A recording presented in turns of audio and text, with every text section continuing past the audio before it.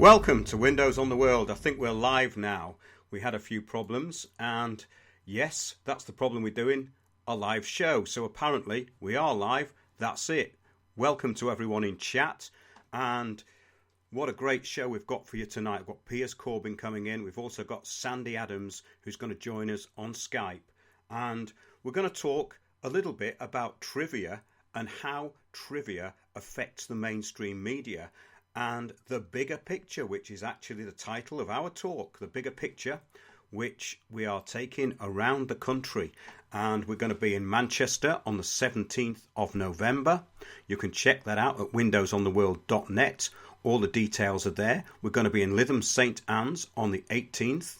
And on the 19th, I'm going to do a separate talk all about the financial problems that people have been encountering for many years and the solutions which I've found for them, and also the background to how we are put into the categories that we are put into. In other words, from the poor laws onwards, when we became property. We're going to talk about that in a much bigger sense tonight, because we're going to go into the revelation of the method. This is how we are controlled, and it's through propaganda, and also it's through the Global Action Plan. The Global Action Plan that we talk about pretty much every week in some way or other on Windows on the World. Now we're going to talk tonight about the Rio Earth Summit of 1992, which was incredibly important to where we are now. We talk about this a lot. It's called Agenda 21, also Agenda 2030, the Sustainable Development Goals, and it all came out of a hijacking of the environmental movement by corporatists. What a great idea. Create an apocalypse. We had this paper coming out last few weeks. A lot of people have been talking about it, the SR15 report from the Intergovernmental Panel on Climate Change, which is merely a lobbying body for the globalists. And of course, we have millions of people all over the world who want to save the world by sacrificing their rights, their freedoms, and their financial future for this agenda, which was exactly how the globalists came up with it in the first place. So we're going to talk tonight about a video that was uploaded to YouTube a long time ago, and it was by an insider called George Hunt, who was actually at the Rio Earth Summit of 1992. So the fourth world, a subject which has little meaning to the general public, even though they had access to this information in 1992. And the evidence for it is there for anyone to see it. In other words, nothing is hidden. It's all done in plain sight. It's just that you don't get it through the mainstream media. Now, the fact that those behind the management concept of the Global Action Plan do not put this out in sound bites does not mean that it's not part of planning long term. We're talking about a very long term plan here, which is coming into fruition. And it has been doing for the past 3 years. All of this regeneration that's going on is all part of it. It's all tied into the policies which came out of the Rio Earth Summit. And previously to that, we had the environmental movements being hijacked. And we go back to things like the Brundtland Commission, there's Gro Brundtland, and she brought out this paper called Our Common Future. And Sandy's going to talk about that a bit later on. We're talking about a very big thing here. This is the sort of thing that affects everything in your daily life. So when we talk about a global action plan, that's exactly what we mean. Now, the sound bites are there in the public for mass consumption at delivery level. This is very important, to control the narrative through psychological, social engineering or propaganda. And that's exactly what we're seeing in the mainstream media. The propaganda in this is very, very important. And it's also quite clever. So, the recent IPCC SR15 document is the result of globalists steering the bankrolled middle management. All of these people who are in the middle of the pyramid, they're not at the top and they're not at the bottom, but they're in the middle, because what they're doing is they're enforcing these policies worldwide. So, the bankrolled middle management have created consensus with ever more fear-mongering, and our recent shows, climate catastrophophobia, went into the latest apocalypse which is needed to steer public opinion. That's this SR15 UN document. Now,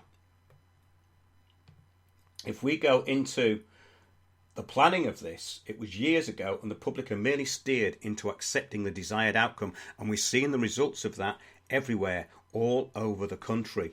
Now, This is at every level and includes council meetings. We talk about that all the time, the way council meetings are controlled.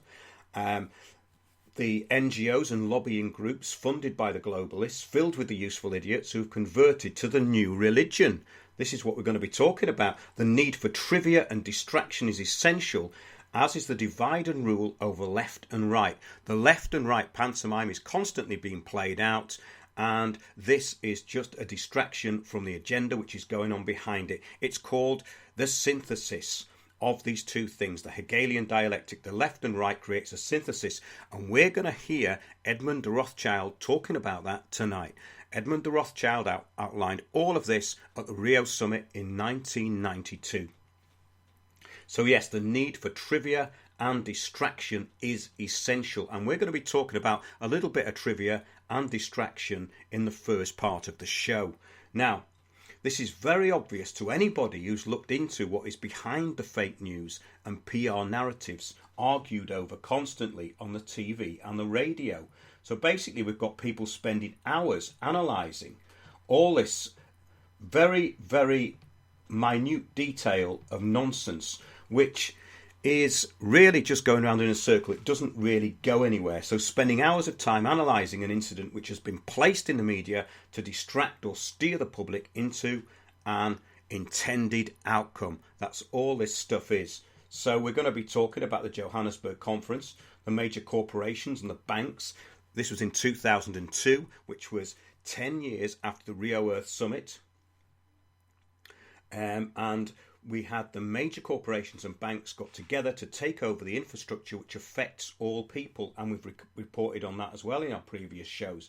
Now, all of this stuff has taken a lot of time to put together, but what we're doing here is presenting it in a really, really simple way.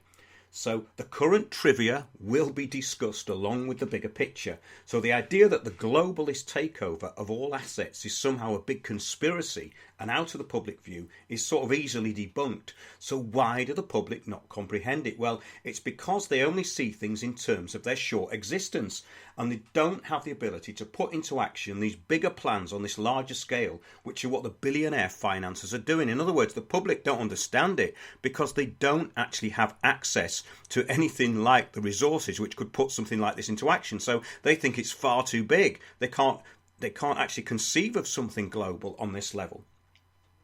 But that does not mean that others do not, you see. So the small-minded obsession with identity politics, and everything's about identity politics now, pushing people into trivia and empowering so-called minority groups to attack the majority.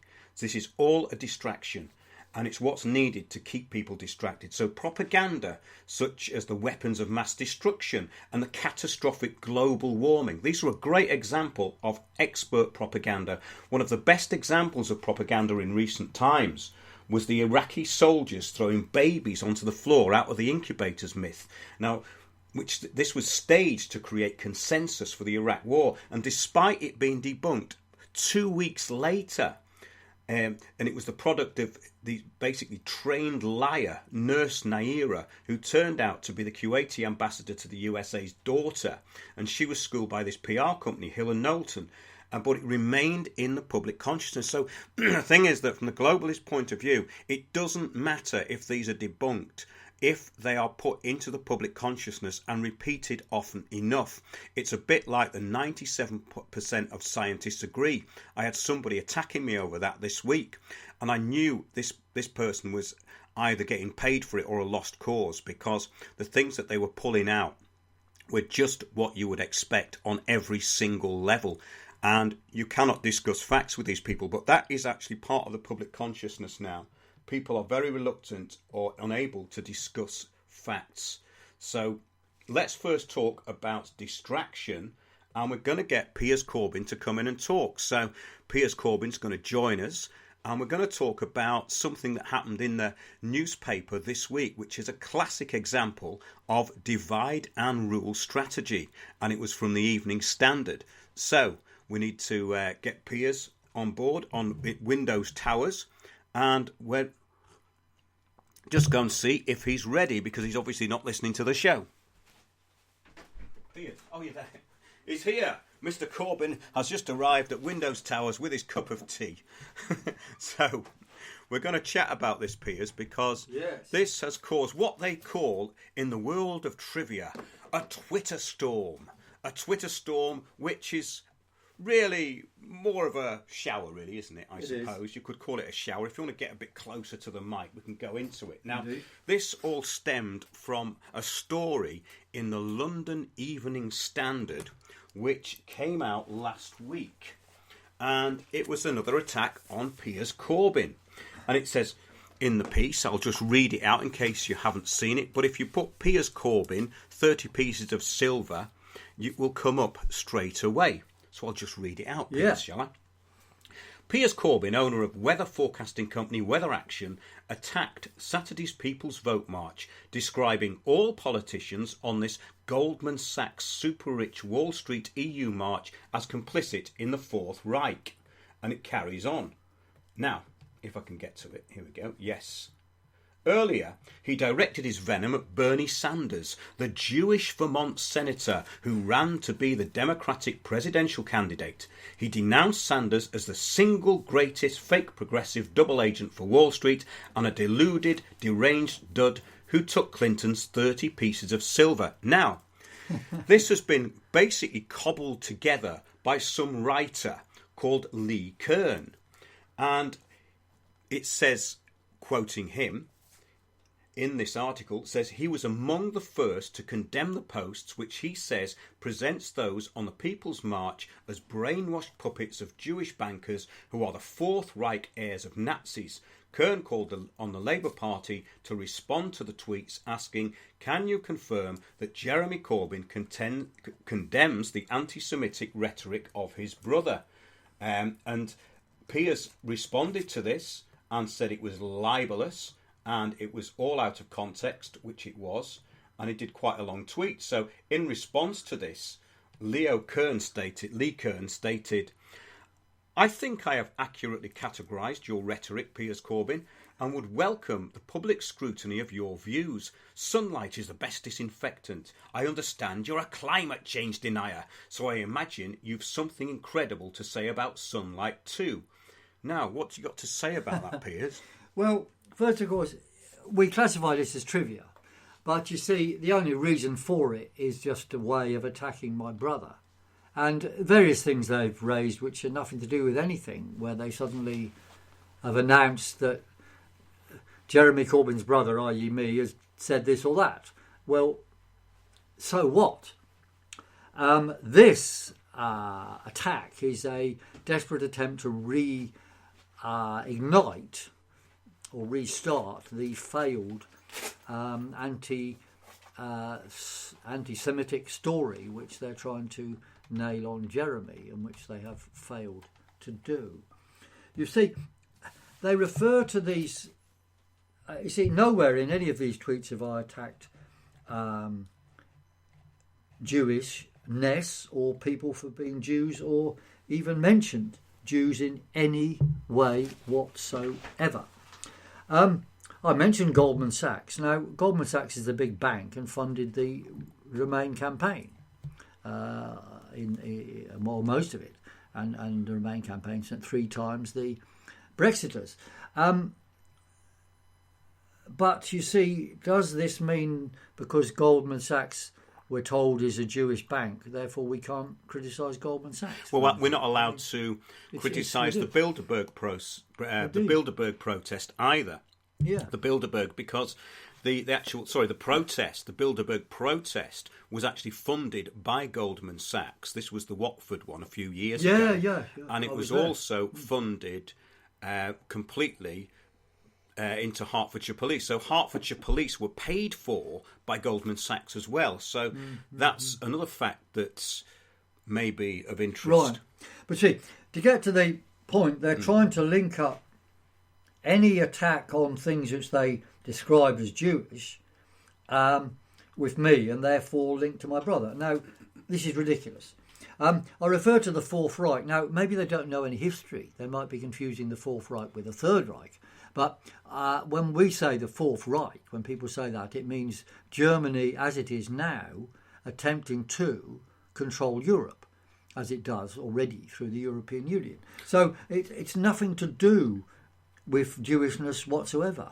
Well, it's interesting because the fourth world is what we're going to talk about tonight, and this was put into action by Maurice Strong and Edmund de Rothschild, plus, of course, several others and many underneath them in the IPCC. And this is part of globalism. So the fourth world is what could be described as the Fourth Reich. It's the same thing. Okay. Well, the next thing they go on about, he mentions fourth. I mentioned that Corbyn talked about heirs of Nazis. No, I never talked about any heirs of Nazis. It's just completely out of context labels plopped in to something I'd said, which was justified criticisms. See, for example, the thing about Bernie Sanders. Now, frankly, I didn't know if he is or not, but I didn't know that he was Jewish in origin. I attacked him for betraying his people. Now, originally, I went along to Bernie Sanders' meetings in London, his supporters, to get Americans to vote for him rather than Hillary Clinton. And I was an avid, keen, active supporter. Even though I don't agree with anything he says on climate change, I was, interested in promoting him rather than Clinton because I think she was very dangerous. However, when Bernie Sanders actually won the nomination in votes. He laid back and did nothing when the Clintonites changed the numbers. And then he disappeared for a while and reappeared with, according to what I've read on Twitter, extra houses and so forth. So as far as I can see, he betrayed his people, that's for sure. Therefore, that's why I describe him as someone who's taken 30 pieces of silver. And this is a fair criticism, but to call this anti-Semitic is completely insane.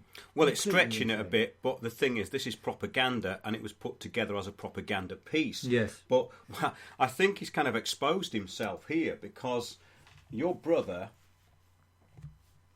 tweeting, this is from @Jeremy Corbyn, said, my thoughts are with those killed or injured in this horrific act of anti-Semitic violence. This is, of course, the shootings in America, and with their loved ones. We must stand together against hate and terror. And this guy's then chipped in and said, F off. You have spent your life supporting and championing those whose explicit goal is to exterminate Jews. You honoured terrorists who castrated and murdered Jews in Munich. You defended a mural depicting hook-nosed Jewish bankers. You are the problem. Well, it's nice to know that he's been identified as the problem here, isn't it? But what have you got to say to that? Well, it's insane. You see, they're referring to... there were pictures on the internet of the wrong cemetery.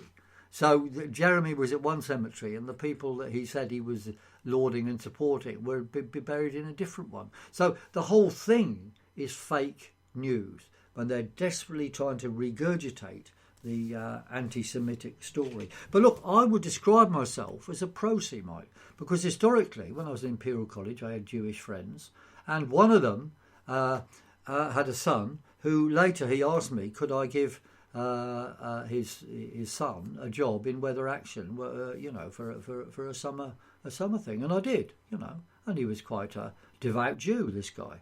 And then later on, I was a joint speaker with Richard Lindzen, who's a devout Jew from America and an amazing meteorologist.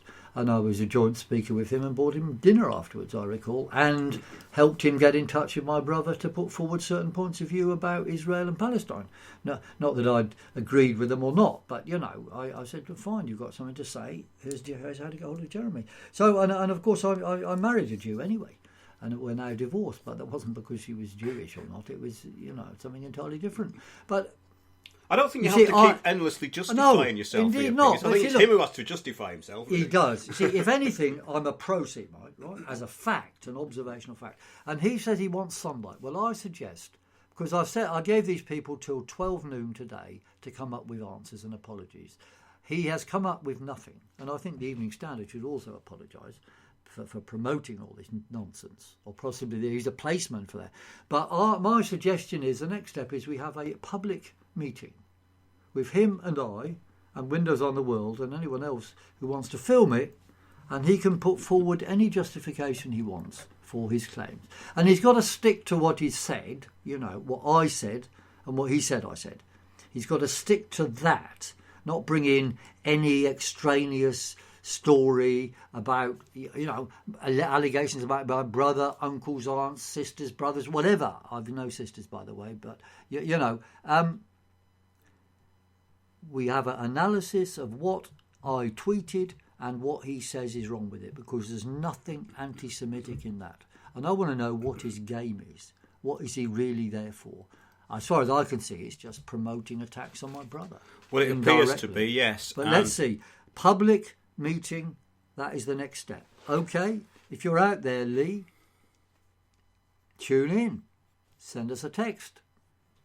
Send us an email. Send us a tweet. Okay, well, we'll see if he responds. I mean, I sent several messages to him as well, but he never responded to any of those. But then I did get an attack on the show from somebody who a third party told me had attacked them previously. Well, we say attacked, and we know one really gets attacked on Twitter, do they? I mean, getting attacked is maybe like getting chased or around the streets with a machete, or shot, or someone bashing your door in or something like that. And that's an attack. I mean, you don't really get attacked on Twitter, but this is part of the cult of hurt feelings. This is part of identity politics, and this is part of lobbying groups hiding behind issues which they have created for their own political ends. That's all it is. So let's call it out for what it is, And then he's put this other tweet up, which this has been sort of going all weekend. It started on Saturday, really, and it's been like... Well, they got nothing else to do on Saturdays, I think. Well, maybe they haven't, I don't know. But we're talking about an incredibly privileged people here, right? The people who are attacking your brother are all in Britain, right? Right. They're very privileged, in my view, because none of them seem to be on benefits. None of them are on universal credit. None of them have seen relatives of theirs dying because they can't get benefit money or starving themselves to death. None of them seem to be... Or dying from energy shortages. None of them seem to be stuck inside the system. They all seem to be wealthy. They all seem to be very overprivileged to me. So that's my views on it. And it is trivia, but moving swiftly on, I'm going to start with a little quote into the next section of the show. The whole aim of practical politics is to keep the populace alarmed, and hence clamorous to be led to safety by menacing it with a series of hobgoblins, all of them imaginary. And this is exactly what we're going to be talking about. That was H.L. Mencken, American journalist, essayist, satirist, cultural critic and scholar of American English. I've got another one here, which we're going to do a few quotes to bring us into the main body of the show now. This is from Ottmar Edenhofer, and he was an IPCC panelist and director of the Mercator Research Institute on Global Commons and Climate Change. This is from 2010. He said, one must say clearly that we redistribute de facto the world's wealth by climate policy. One has to free oneself from the illusion that international climate policy is environmental policy. This has almost nothing to do with environmental policy anymore, and we're going to prove that it had nothing to do with environmental policy in the first place. That's what we're going to be talking about, the fourth world, and this is really strange stuff if you've never heard it before, but this is all on record. And this is what the globalists have been aiming for. We've covered it in our shows, including New Age of Global Governance. Check that one out. That will give you the background of how the New Age movement was totally co-opted into this. So here's one from Mikhail Gorbachev in 1996. And he was a real insider in the global agenda of global warming. He said, the threat of environmental crisis will be the international disaster key that will unlock the New World Order.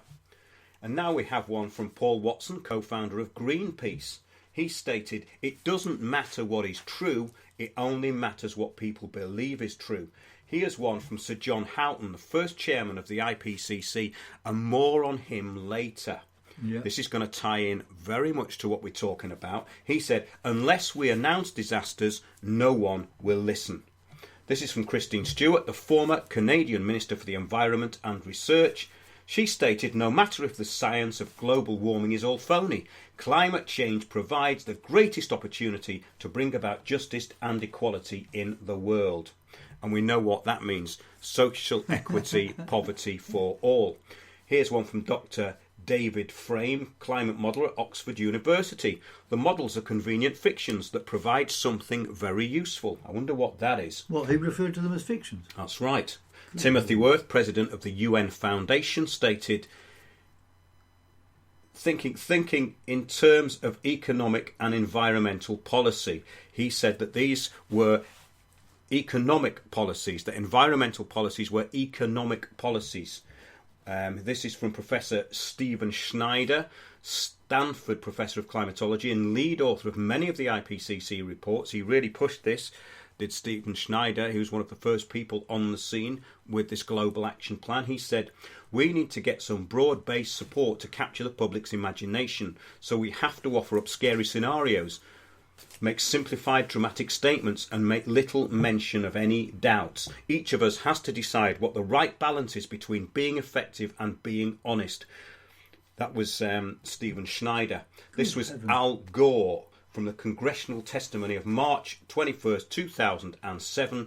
We should replace employment taxes with a pollution tax system, principally CO2. I really believe that would help our economy, our competitiveness. Well, it would help his economy and the economy of those who are called the 1%, those who have been trained to think about making money. So this last quote here is from Václav Klaus, and he's the president of the Czech Republic from 2003 to 2013. Have a look at his website. It's very interesting. This is somebody who knows all about globalism. He said, man-made global warming is a hoax that threatens our future and the future of our children. Environmentalism is the new communism. So the new fourth world is a global management system, a mentoring program called Sustainable Development. It uses climate catastrophobia, see our last show, to drive taxation and implement policy. Control of population in surveilled cities with walking and cycling and restriction of all private transport. It's a resource management system. That's all it is. It's management of all resources on the planet. Now, the results of the Rio Earth Summit in 92 rolled on till 2002, and that's where we got this quote from, that we will solve all problems of rich and poor countries if you submit to us in undivided possession of all infrastructure that ensures the livelihood of people. So by this time, many of the banks and corporations and NGOs had latched on to what Edmund de Rothschild and Maurice Strong had been talking about in 1992. Now, a new belief was pushed through the New Age. New Age of global governance at Windows on the World. There's a very long article and show on that, which outlines some of the more crazy concepts that were brought into this globalist agenda. And how the Gaia movement, that's the earth, the worship of the earth as Gaia, the Greek word Gaia, the Mother Earth, was tagged onto this corporate agenda of control, using climate change as the control system for the New World Order. A video available on YouTube from 1992 conference by an attendee called George Hunt, and it's called The Elite Plan Well Ahead. The Elite Plan Well Ahead, UNCED, Earth Summit 1992, George Hunt. Now, we've put that into chat, and when I put this up as an article, I'm going to put that video in because it's absolutely essential information for anyone who wants to understand what climate change is actually about. We're going to play the audio of George Hunt, and this is quite astounding stuff. This is the intro to the video, The Fourth World. Today is May 1st, 1992. The subject of this video message is the UNCED Earth Summit, the meeting which is to begin on June 1st, 1992 in Rio de Janeiro. The acronym UNCED stands for the United Nations Committee for Environment and Development. It is pronounced UNCED. I own an environment company too, and am very familiar with the environment hypocrisy that the World Order crowd has taken over the environment movement. I am aware of their plans. When I served as an official host at a key environment meeting in Denver, Colorado in 1987, I was surprised to see David Rockefeller, Edmund de Rothschild, Secretary of State Baker, then Secretary of the Treasury, Maurice Strong, Waste Company Chairman and EPA Administrator William Ruckelshaus, UN Secretary General in Geneva McNeil, and various World Bank and IMF officials there. What were the rich elite and bankers doing at an Environment Congress? Listen carefully. I will now attempt to show you how their enactments will work against you. Trust and foundation income is the cornerstone of the world order. They command politicians to do their bidding, and presidents, judges, and legislators lick their boots. Their swollen egos and bellies are never satisfied, and their lust for more is insatiable. Now world power and authority is in their grasp.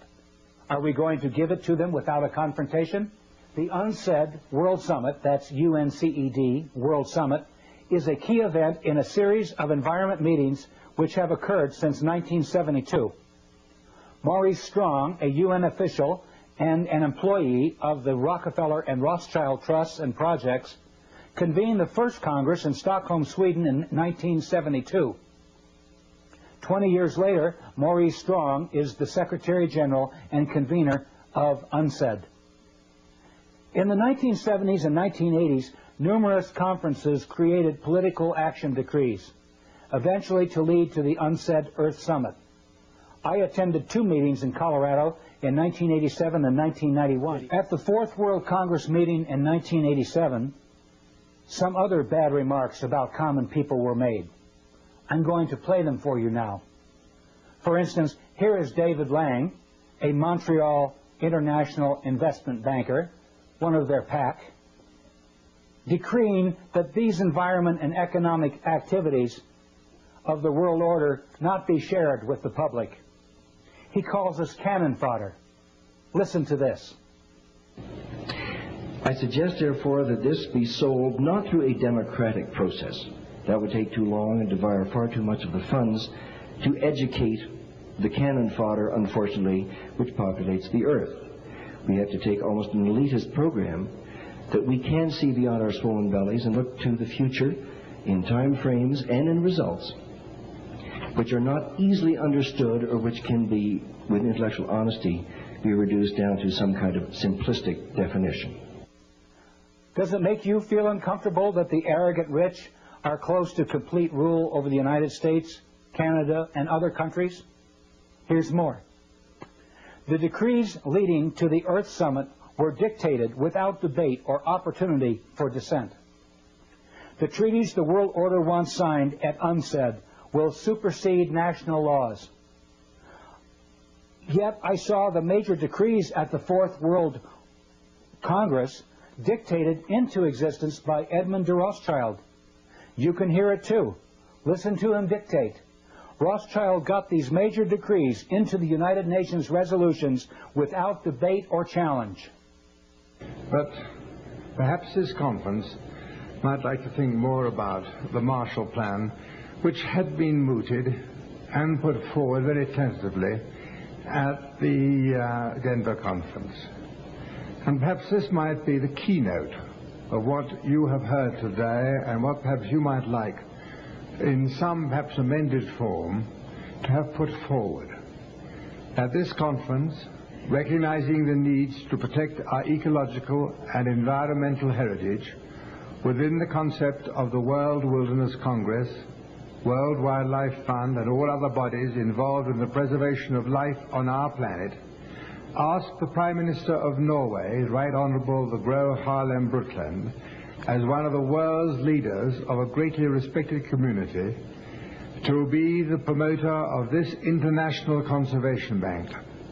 By her Brundtland report, which has been widely circulated to world leaders, she could follow up this report with the recommendations to promote a second Marshall Plan, the third world debt relief, and finance for a stable development. Nobody at that caucus mentioned a second world Marshall Plan or a new currency system to finance a stable development. The World Conservation Bank had not been thoroughly discussed at all. I was denied the opportunity to openly challenge Rothschild's remarks at the caucus by the World Conservation Bank President and meeting chairman, I. Michael Sweetman. Pretty incredible that to find that now, isn't it? It is. What did you think of that, Piers? Is that the first time you've heard it? Well, I've heard of some of this stuff, but you put it together there in quite a very effective way. Now, of course, when we put this in front of people, they just say, oh, we're conspiracy theory. Now, look, let's be clear. It's not a conspiracy theory in the sense that we've just made it all up. And these are reported facts. I mean, they're actual conferences involving hundreds, if not thousands of people. There are many plans around, of course, by different interest groups.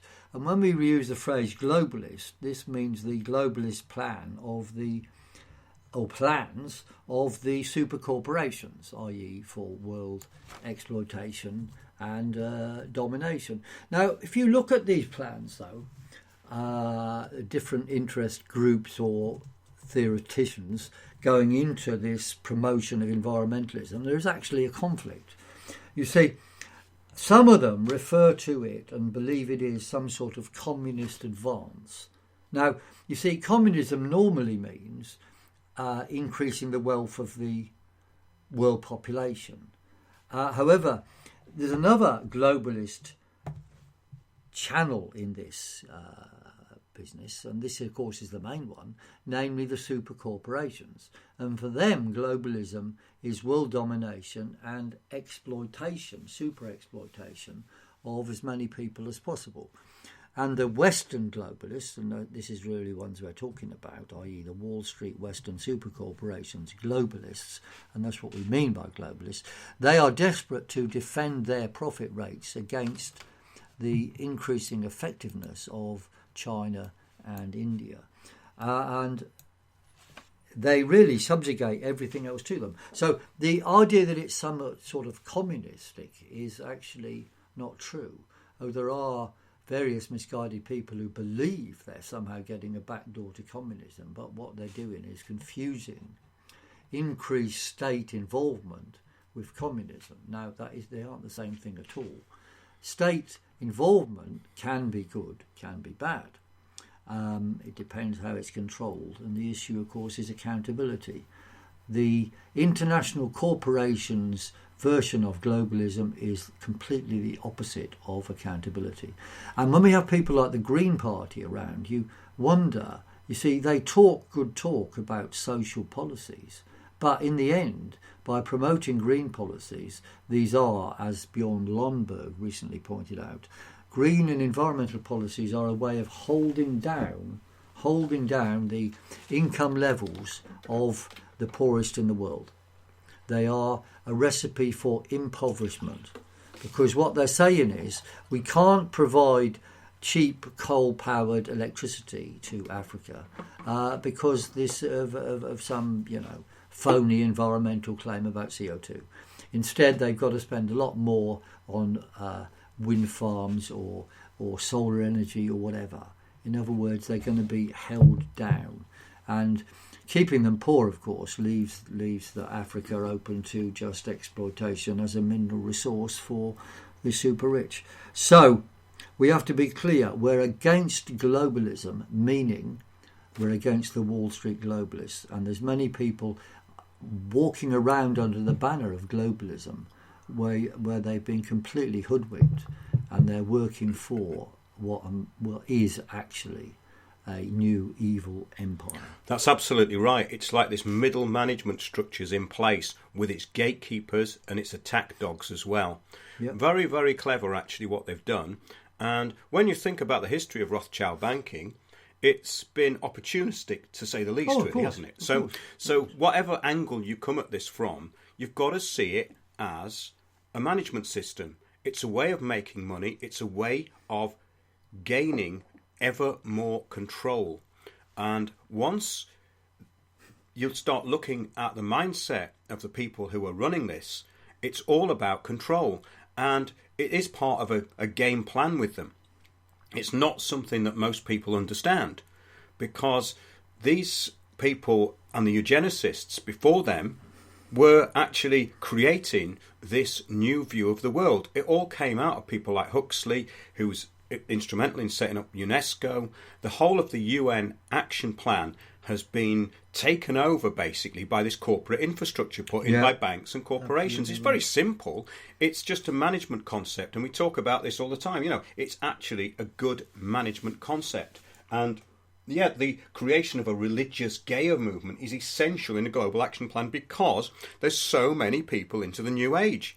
The New Age was incredibly successful. It came out in the Mind, Body and Spirit festivals of the early 80s. There's a brilliant documentary. It's called Gods of the New Age, and it describes perfectly how cults were brought in to the New World Order, this fourth world, this new concept, which is quite bizarre in some respects. For example, we're going to talk about the current honorary scientist at the Hadley Centre for Climate Prediction and Research. Honorary scientist? Oh, yes. John Theodore Houghton, who you actually know, Piers. But before we go into that... John Houghton we just heard on there. The same one. John Theodore Houghton is also a long-term advisor and lobbyist who was also on the panel of the Sustainable Development Agenda 21 programme from 1994 to 2000 and is the co-chair of the IPCC. In a direct quote, he compares the stewardship of Earth to that of the Garden of Eden. So this is where the religion crosses over into a custodial aspect. So these people believe that they can be enforcing it as a religious idea. Of course, he's just a tool of these people who are behind him. But he seriously believes it. And he's a founder member for the International Society for Science and Religion. Now, the Gaia Hypothesis, pushed by the Globalists and James Lovelock, went straight into the New Age movement, which is an entirely controlled agenda. So the whole history of theosophy of Madame Blavatsky and later Alice Bailey ties in perfectly, mixing occultism, Atlantis mythology and esoteric Freemasonic ideas into the corporate mixing plot. What a great idea. It is a plot as well, of course. Our show on this reveals how all this brought together exactly what was on the agenda. So that new age of global governance, which we put out about a year ago, has the background to all this in. So if you want a quick catch-up of what this is about, it's really worth listening to that, because a lot of the stuff about Blavatsky and Bailey gets into their esoteric side, which is basically, if you want to put it bluntly, waffle, in my opinion. However, I have done the background research on that, and there are belief systems interwoven into it. But what we're talking about here is just merely a control system. So the Gaia Hypothesis works for the elite. It is in effect the biggest land grab and modern day feudal system brought into the technocratic age. So that's all about the co-opting of everybody into this melting pot under a global one world religion, which is the Gaia religion, which incorporates all religions and will be the final religion. This is what has been talked about for a very long time, for at least 100 years. And I'd just like to get your opinion now, Piers, on Mr. Houghton, because he's a person that you've met and you know, apparently. Yes, I've met him a number of occasions at meetings. I think with people like Houghton and all of them, you have to understand they have a shop front which they present to the public, and they have things they're doing behind the scenes. And sometimes you can find out about both.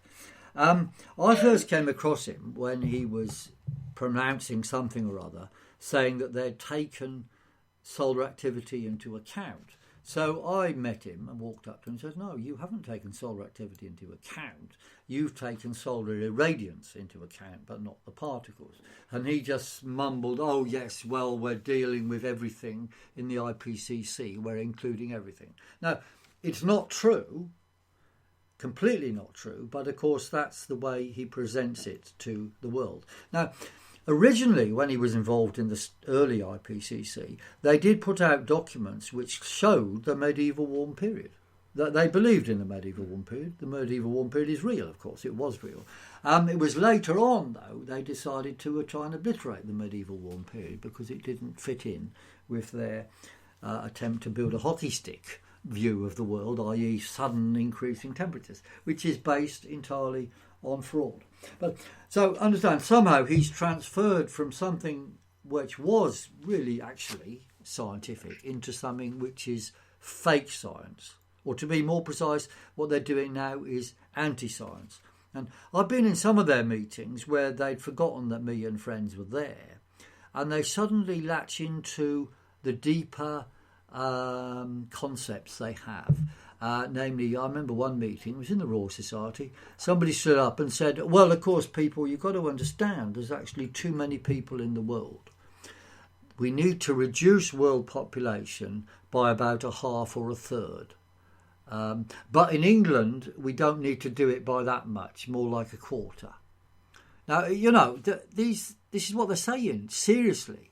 Now, of course, my view of this is complete nonsense. I mean, if you use the sea properly, that huge numbers more people could be supported. But, you know, leaving that aside, they have a hidden agenda which they only share under duress or by accident. And I think people need to be very aware, and we have to go for accountability. Now, we have to argue the science on the question of the CO2 theories because, of course, they're put out there as science. But they are totally demolishable. And on the 20th of December, we're going to be having a meeting at the Royal Institution where we're going to take apart in even deeper detail than I did at the Porto meetings in Portugal, take apart the whole basis of the CO2 theory. And at that meeting also, we will reinforce the point that it's actually fake science, and what is behind it is this agenda, or numbers of agendas, but being drawn together by the Wall Street corporatists for bad purposes. And I think Mark's exposition of it all just now is really very powerful, and people should note it and pass it on. Well, I think that putting it together is the difficulty that people have because they're not given the information. No. And often they haven't got time to look at the information. They're being bombarded with apocalyptic nonsense through the television all the time. So you can't blame the public for being hoodwinked, but you can blame people if they do not respond when they've got the information before them. And this is another problem, isn't it? Cognitive dissonance, and also downright refusal to debate or even acknowledge another point of view. This is something that's really inbuilt into social engineering and the divide and rule strategies that are being put across by the same people who are imposing this. So if we've got time later on, what I want to do, because we've gone through quite a lot of stuff here, but there's a lot more to say, I think we should do a second show. So people who want to stay and chat, we're going to carry on for some time. We'll probably wrap after the first hour, and then what we'll do is bring Sandy on and we'll carry this on, because there's something else I want to play, which is part 3 of this, where you get Edmund de Rothschild outlining the whole idea of using CO2, which is really interesting, because once you hear that, the penny will definitely start to drop as to what this is all about. I'd also like to play this second audio, and I think we should probably play it quite soon, because it's ties up this section. It's about the fourth world, the fourth world of Gaia. In other words, this enforced new world order, this new global governance, which makes us a blight on the earth.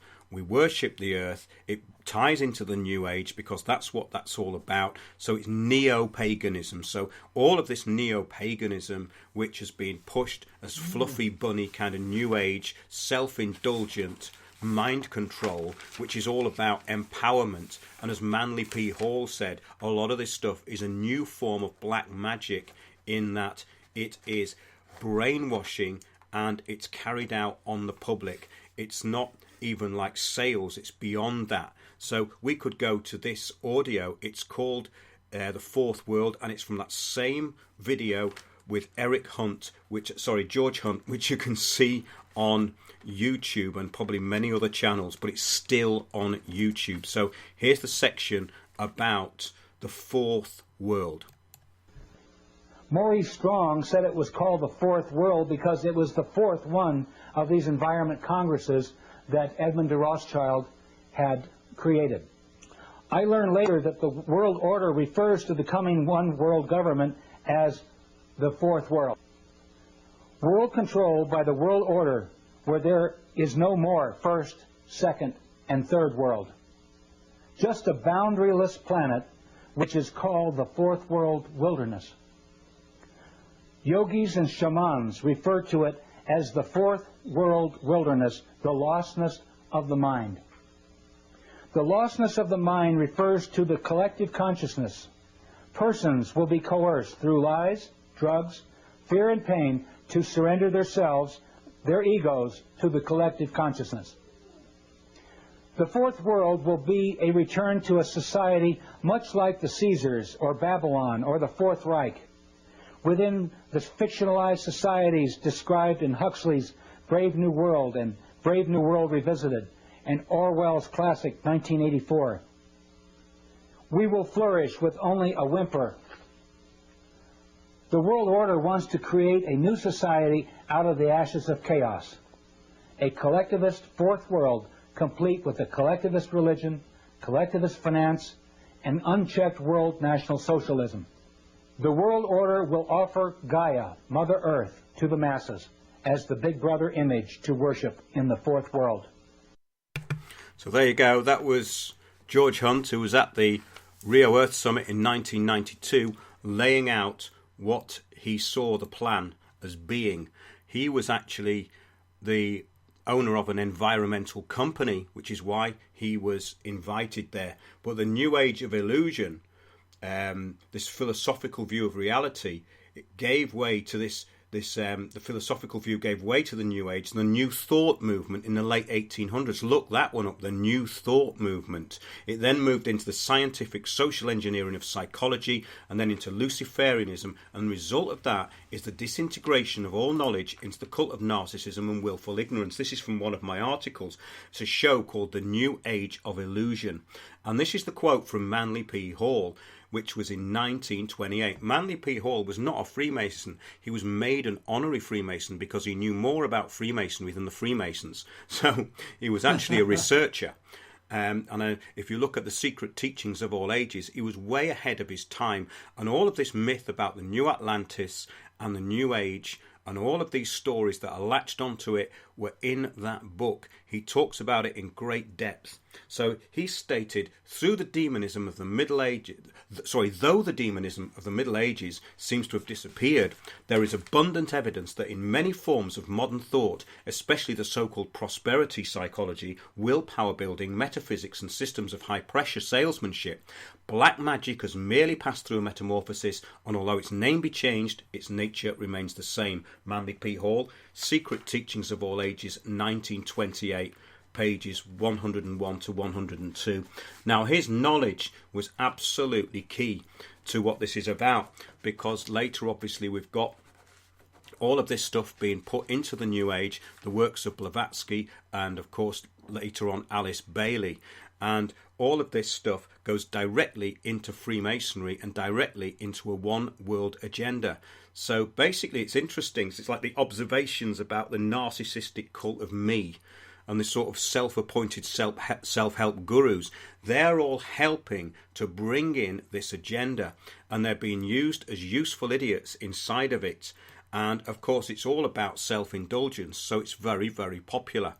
If this is starting to get a bit mind-blowing, we're going to have a little break, and then we're going to come back for another show, which you'll find straight after this in our channel and also on our Spreaker channel, as well as YouTube and BitChute. So we're going to take a short break in a few minutes and come back with Sandy Adams, and we're going to have a general discussion about what we've talked about so far, and also get into the last part of this, which is incredibly interesting, because this is the agenda being laid out by the people who thought it up. So it's straight from the horse's mouth, and anyone who says this is a conspiracy theory needs to go and meet up with Edmund de Rothschild, if you're still here,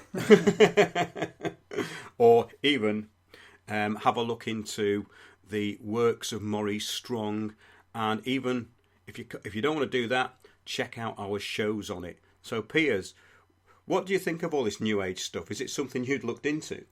Well, of course, in the 80s, 87 and so on, I thought, oh, New Age, this and that is great. Well, of course it was. It was about liberation and so forth, of liberation of the mind and the body and liberation from the constrictions of, various government impositions. And I think there were really positive aspects to it, and there still are.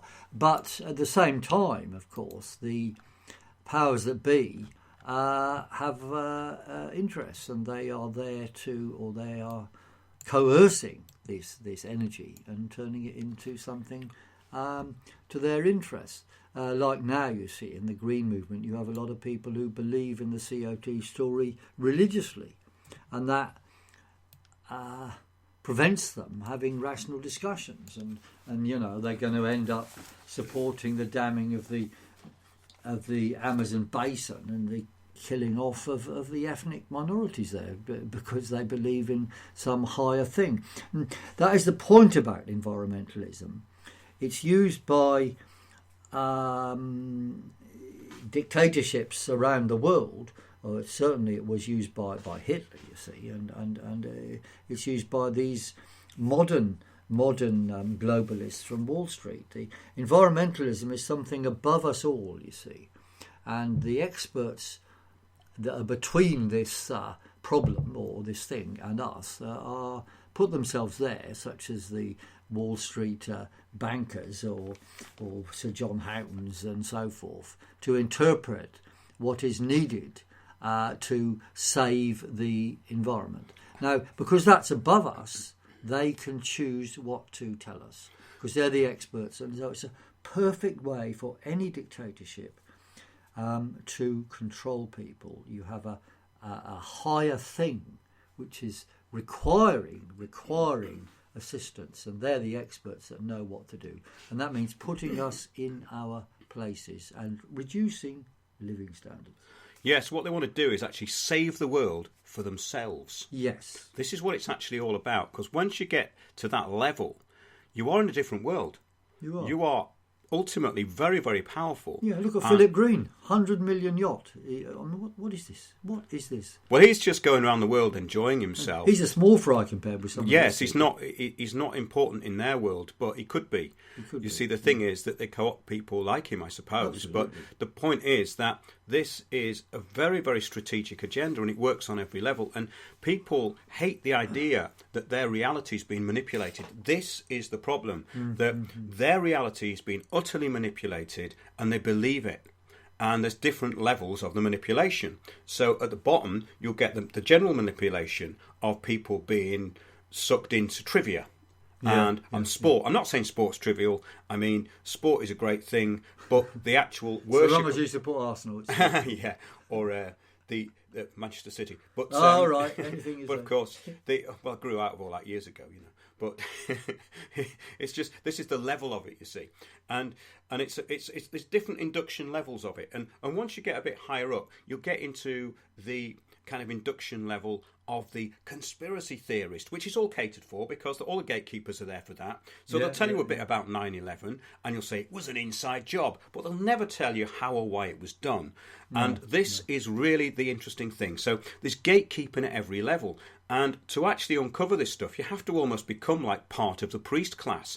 And in a way, that's what I'm trying to help people to do, because I've been looking at this stuff for so long, and the people we have on are so good at what they do that I think that we present it in a very clear way. And I find this stuff incredibly hard to present a lot of the time, because it's mind-blowingly huge, but it's actually simple when you think about it. It's a management concept. That's all it is. And management concepts have been used for thousands of years.